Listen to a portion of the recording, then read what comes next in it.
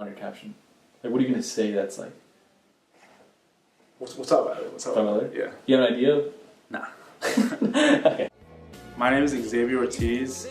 Right now, I'm 22 years old, and a few months ago, I graduated from the #1 public university in the world, UCLA. At UCLA, I was able to get great opportunities, a great education, and I was able to experience success. But I wouldn't say it was always like that for me at UCLA. I think people think about their careers in an upward linear line, but in my experience, it was more like a wavelength with a lot of peaks and valleys. And the reason why I say that is because there was a lot of good moments at UCLA, but a lot of challenging moments as well. Times where I didn't know if I was going to be able to meet the challenge and overcome it. And there was two main obstacles that I was facing at UCLA. And number one, that was academics. When I initially got to UCLA, I struggled a lot academically. I remember my freshman year, I got an F in one of my economics courses, and in that same quarter, I was close to failing my 2 other courses. So during that time, I was just questioning my place at UCLA. And that wasn't only once, that was multiple times across 4 years. And the second big thing is at 18 years old, I had to figure out on my own how to pay for $120,000 worth of college expenses across 4 years. And at 18 years old, you don't really have any experience with finances, or at least I didn't. And so it was a process for me figuring out 18, 19, 20, and 21 years old. And the thing that made it really difficult during that time is you have to take care of yourself.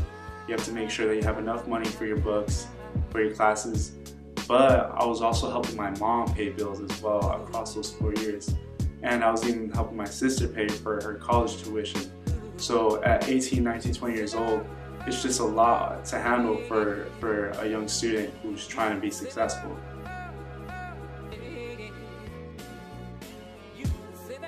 I think things for me at UCLA started to really change when 2 things happened. Number one, I started hanging out with people from similar backgrounds who were low income, minority, but the thing that was different about them is they had a proven track record at UCLA. And what they did for me was they kind of navigated me through the college experience, and they essentially showed me how to be successful at UCLA. And the second thing was I started to really practice goal setting. So I knew that by the end of college, I wanted to have a really good job. So I kind of set it up so along the process, I would complete these mini goals. And that was start networking with professionals, get internships, and develop a good professional reputation. And I was able to complete each of those, and by the end of the year, I had a network of people who really cared about me and a great professional reputation. So getting a job came easy to me at the end of senior year because I had completed those mini goals.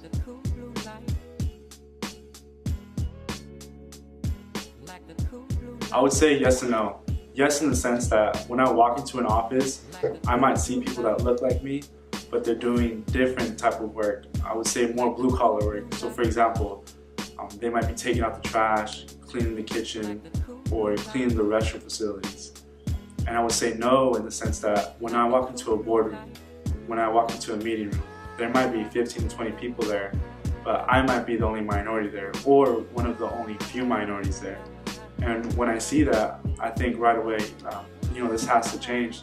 There's more work that needs to be done, more work so that people like me or people like us can, have these professional experiences and maybe do more or see more with their lives.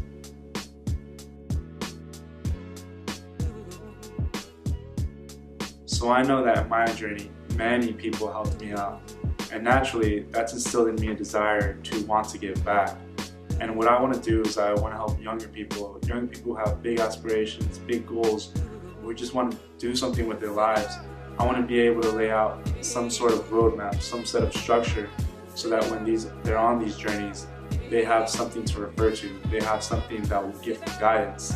And the way that I want to do this is I want to do it through storytelling, because I feel that as humans, emotional aspects and emotional contents of stories is something that we hang on to, and that's something that motivates us and drives us. So that's the direction that I want to head into.